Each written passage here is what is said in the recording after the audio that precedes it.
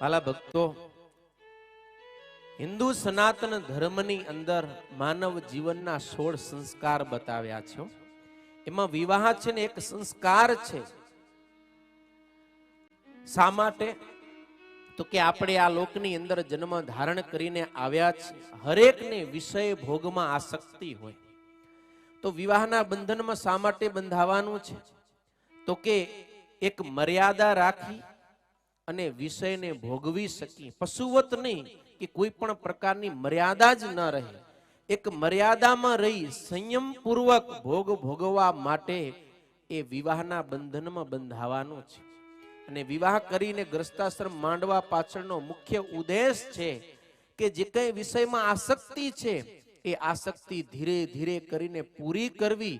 એ આસક્ત થકી અનાસક્ત થવાનું અને યોગ્ય સંતાનો ઉત્પન્ન કરી સંસ્કારી બનાવી અને પતિ પત્ની એકબીજાને પૂરક થાય, એકબીજાને સાથ સહકાર આપે ભગવાનનું ભજન કરવામાં, અને ભગવાનનું ભજન કરીને દેહને અંતે ભગવાનને પામી જવા માટે લગ્ન ગ્રંથિથી પતિ અને પત્નીને જોડાવાનો છે.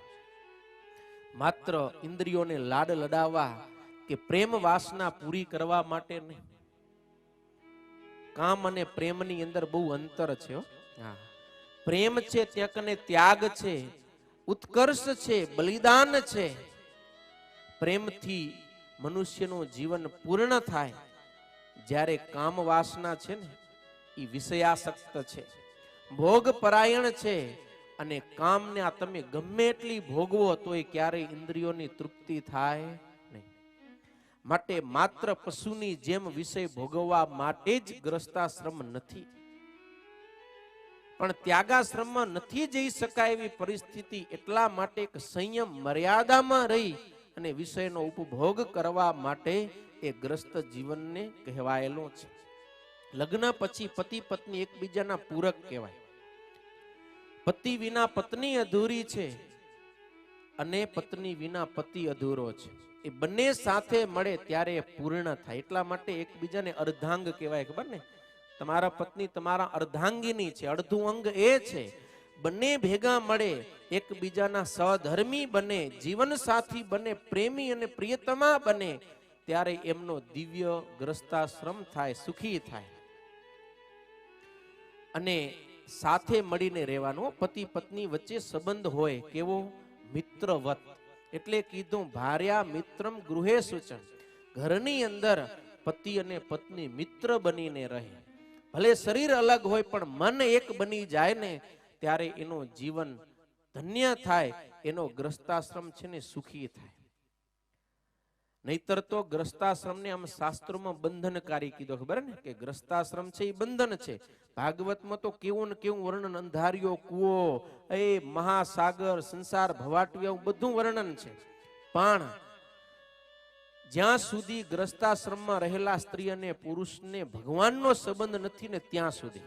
પણ જો ભગવાનનો સંબંધ થાય તો એનો ગ્રસ્તાશ્રમ છે ને એ પણ ધન્ય બની જાય.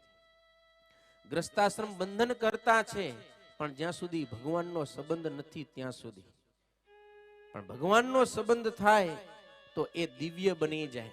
એટલે જે કોઈ ગ્રસ્તાશ્રમમાં સ્ત્રી પુરુષ છે એને એમ માનવાનું છે કે આ જે કંઈ ઘર સંસાર પુત્ર પરિવાર જે કંઈ છે ને એ બધું ભગવાનનું છે. હું સ્વયં ભગવાનનો છું. ભગવાને મને આ પરિવારનું પાલન પોષણ કરવાની જવાબદારી આપી છે. એ આપણી ફરજ છે. એ કર્તવ્ય આપણે બખૂબી નિભાવવું, પરિવારને પાળવો, એનું રક્ષણ કરવું, પાલન કરવું. પણ હું ભગવાનનો છું ને આ બધાય ભગવાનના છે એમ અનાસક્ત થઈને જો ગ્રસ્તાશ્રમમાં રહે તો જેવું કલ્યાણ ત્યાગી નો થાય એવા ને એવું કલ્યાણ ગ્રસ્તાશ્રમમાં રહેલા પુરુષ કે સ્ત્રીનું પણ અવશ્ય થાય. માટે ગ્રસ્તાશ્રમ બંધન કરતા છે એમ માનીને ભય ન પામો.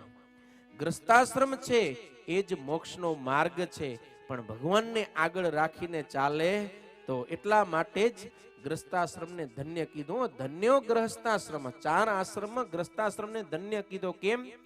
તો કે બાકીના 3 આશ્રમનો એ આધાર સ્તંભ છે. 3 આશ્રમોને પાડે છે. અઘરો છે ગ્રસ્તાશ્રમીઓને. તમને વિષયનો યોગ વધારે છે અને એ વિષયના યોગની વચ્ચે તમને અનાસક્ત રહેવું છે, ધર્મ મર્યાદામાં રહેવું છે. જંગલમાં કોઈ રહેતો હોય એને ખાવાનું ન જ મળતું હોય તો એને સેજે ઉપવાસ થાય, પણ એ 17 પ્રકારના વાનામ લાગેલા હોય અને છતાં એને છોડીને ઉપવાસ રાખવું એ અઘરું છે. સંતો તો ઓલરેડી પ્રવૃત્તિ માર્ગને છોડીને નિવૃત્તિ પરાયણ થયા છે, એને સ્ત્રી ધનનો યોગ નથી. જો નથી કરવો તો થાય એમ નથી, પણ તમારે તો મુકાય એમ નથી, કારણ કે સંસારમાં છો અને એની વચ્ચે પત્ની છે એ એક પતિવ્રતાપણું રાખે, પુરુષ છે એક પત્ની વ્રત રાખે, તો એને શ્રીજી મહારાજે પણ ત્યાગી કરતા શ્રેષ્ઠ કીધો છે હો ગ્રસ્તને, જો એવા પોતાના ગ્રસ્તાશ્રમના નિયમ પડાય તો. માટે સ્ત્રી અને પુરુષ જે ગ્રસ્તાશ્રમમાં રહેલા છે એ શ્રેષ્ઠ છે, ધન્ય છે કે સારા આશ્રમમાં છે, પણ ભગવાનને આગળ રાખીને ચાલવું. પોતપોતાનું જે કાર્યક્ષેત્ર છે એમાં રહીને જો જીવન જીવે તો ક્યારેય કોઈ પણ પ્રકારનું નુકસાન થાય નહીં. સ્ત્રી અને પુરુષ એકબીજાના પૂરક છે.